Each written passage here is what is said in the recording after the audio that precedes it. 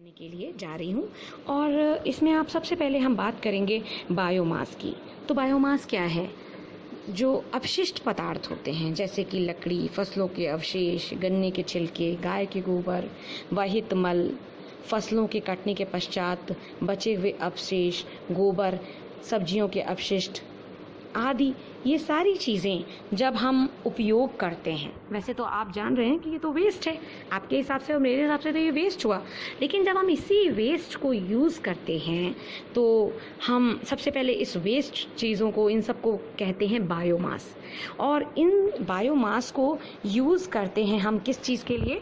Light को, बिजली को, विद्युत के उत्पादन के लिए यूज़ करते हैं। ठीक है, इसी बायोमास के द्वारा हम बायोगैस भी बना सकते हैं, जिसका नाम आपने बहुत सुना होगा। बायोगैस का यूज़ तो आजकल बहुत ज़्यादा हो रहा है। बायोगैस का यूज़ हो रहा है किस चीज़ में? रसोई घर में जो आपकी गैस है उसका एक ऑप्शन बन गई है बायोगैस। और ये किस प्रकार से बनती है तो आइए जानते हैं। गोबर, फसलों के कटने के पश्चात बचे हुए अपशिष्ट, सब्जियों के अपशिष्ट आदि जो मैंने अभी बताए हैं, आदि के ऑक्सीजन की अनुपस्थिति में अपघटित होकर बायोगैस को हम प्राप्त करते हैं। इस गैस को बनाने में उपयोग होने वाला पहला आरंभिक पदार्थ जो होता है वो गोबर होता है, इसलिए हम इसे गोबर गैस भी कहते हैं। आइए अब ये कैसे बनता है इसके विषय में जानें। तो ये जिस संयंत्र में बनता है उसको हम बायोगैस संयंत्र या बायोगैस प्लांट कहते हैं। ये किस प्रकार का होता है? ये एक टैंक होता है जिसके कई पार्ट्स होते हैं। जैसे सबसे पहला पार्ट होता है निर्गत कक्ष, दूसरा होता है मिश्रण टैंक, तीसरा होता है गैस टैंक और इसके बाद होता है आंतरिक कक्ष और आखिरी में संपाचित कक्ष। संपाचित कक्ष जिसको हम डाइजेस्टर भी कहते हैं और यहीं पे मुख्य रूप से हमारा मुख्य कार्य होना है। तो निर्गत कक्ष के द्वारा स्लरी क्या होता है? जब ये वेस्ट मटेरियल को पानी के साथ घोल के एक घोल जैसा गाढ़ा सा घोल बनाया जाता है, हम उस घोल को स्लरी कहते हैं। ठीक है, तो इस घोल को हम निर्गत कक्ष के द्वारा मिश्रण टैंक से होते हुए और डाइजेस्टर यानी कि संपाचित टैंक तक पहुंचाते हैं। और यहाँ पर होते हैं वो बैक्टीरिया जो ऑक्सीजन की अनुपस्थिति में रहते हैं। यहाँ पे हमें ऑक्सीजन नहीं देनी है, बस इस बात का बहुत अच्छे से आपको ध्यान रखना है।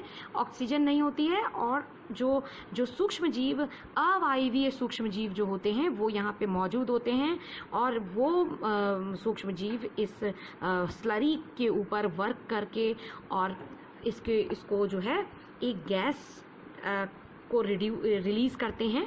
उस गैस को जो है हम, जो गैस निकलती है उस गैस को हम बायोगैस कहते हैं। ये इस टैंक के ऊपरी भाग में, गैस टैंक में इकट्ठा हो जाता है और यहीं से इसको हम पाइप के द्वारा निकाल लेते हैं और गैस की तरह यूज़ करते हैं। अब जो इसके बाद हमारा मटेरियल जो बचता है वो आपका फेंका नहीं जाता है, उसका भी यूज़ होता है। कैसे यूज़ होता है? उसका यूज़ होता है खाद के रूप में, उर्वरक के रूप में खेतों में। ठीक है, तो जो भी हमारा ऐसा चीज़ें थी जो हमारे लिए बिल्कुल यूज़लेस थी, यहाँ पर आपने देखा कि बायोगैस संयंत्र के द्वारा या बायोगैस प्लांट के द्वारा कैसे आपने उससे उन वेस्ट मटेरियल से गैस प्राप्त करी और गैस के साथ साथ आपने खाद और उर्वरक भी प्राप्त की। इस खाद और उर्वरक को आपने खेतों में यूज़ किया। तो बायोगैस की विशेषताएं क्या होती हैं अब ये भी हमें जानना चाहिए यहाँ पे। तो क्या होता है कि इसके जलने से धुआं नहीं उत्पन्न होता है, सबसे अच्छी बात है। जो प्रदूषण नहीं हो पाता है, इसी वजह से हमें प्रदूषण कम होता है इससे।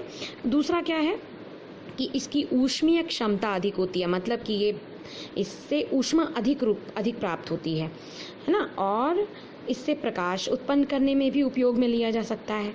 तीसरा, इसका उपयोग करना सुगम होता है तथा अवशेष भी नहीं बचता है। जो भी अवशेष था वो हमने किसमें यूज़ कर लिया है? खेतों में यूज़ कर लिया है। तो कुल मिलाकर ईच एंड एवरीथिंग वहाँ पे हमारी यूज़ हो गई है। इसका उपयोग कहाँ कहाँ कर सक रहे हैं? घरों में ईंधन के रूप में तथा उद्योगों में, इंजन चक्कियों आदि को चलाने में और विद्युत के उत्पादन में। ठीक है बच्चों, अब इसके ये एक मुख्य हमारा सुधार है बायोगैस के रूप में हमने इस अपने पुराने सिस्टम में पारंपरिक